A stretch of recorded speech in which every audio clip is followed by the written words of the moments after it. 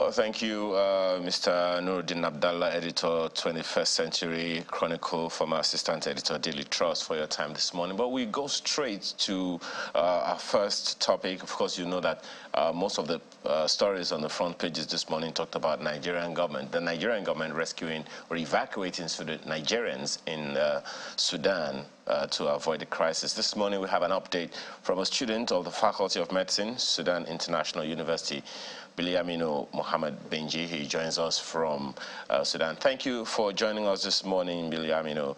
Good morning. Yes, sir. What's the update? We understand that the evacuation has started. What can you tell us about that? Yeah, the evacuation has started yesterday, and the news comes to us that the federal government has paid the total amount of 1.4 million US dollars for the evacuation of the student.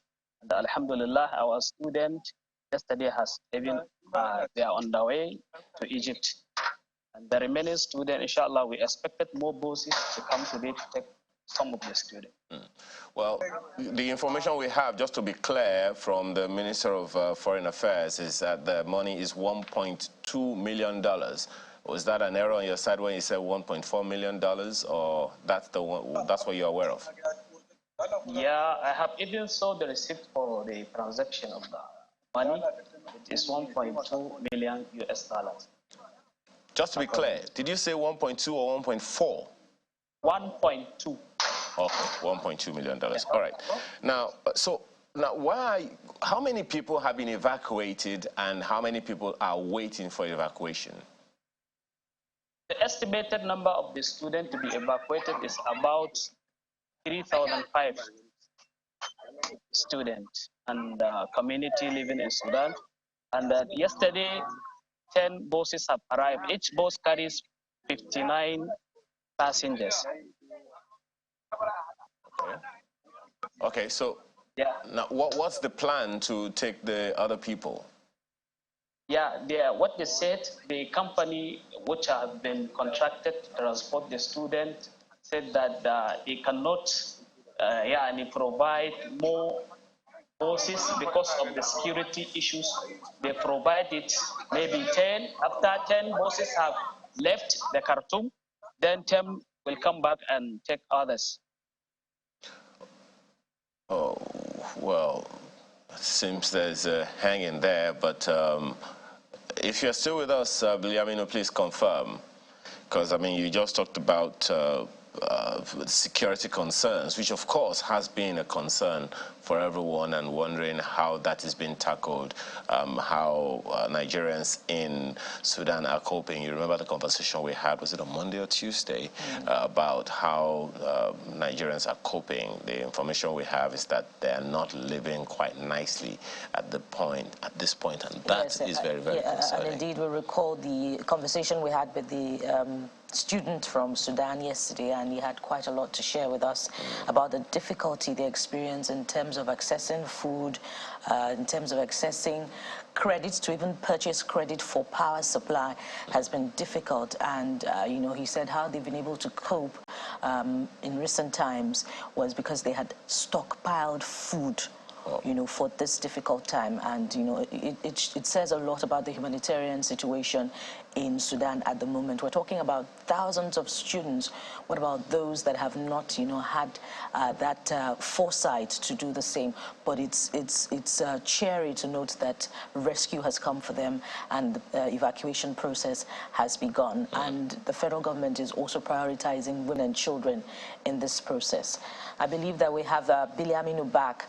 Mr. Biliamino, the evacuation has begun, but it was a bit unsettling to hear from the Minister of Foreign Affairs yesterday that the French convoy was attacked while it was embarking on the same process.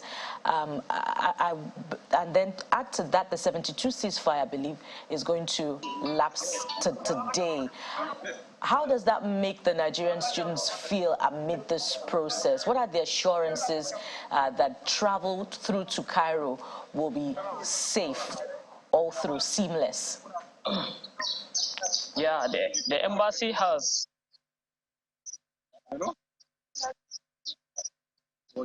Hello? Go ahead, Mr. Biliaminu. Yeah, about the security. You know, that's also part of the challenge. It's a good thing that we're having this conversation with him in the first place.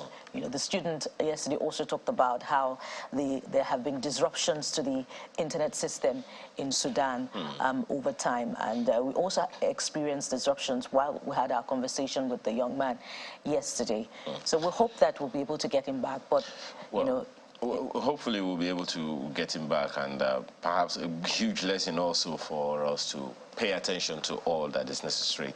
Well, hopefully we are able to get Biliaminu Mohammed Binji back in the event. We don't. We thank him for his perspectives this morning. He's a student, Faculty of Medicine, Sudan International University. All right. So, okay, I understand we have him back.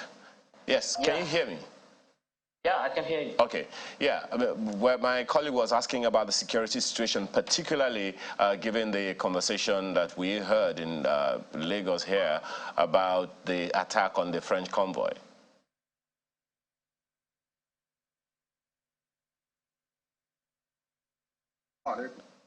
Can you hear me? Why, to be honest, I can hear you. Go ahead. The information reached us that, there is no insecurity challenges for the person the bosses has left. So now there is no any security issues. But what's the source of the assurances that you're getting that your travel through to Cairo will be safe without any form of attack by the belligerents?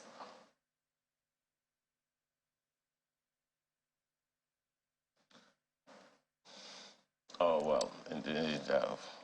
That network issue again. Hopefully we'll be able to have some conversation with him later so that we can stabilize it. We'll take a short break, and when we return, we delve into other issues. Please stay with us.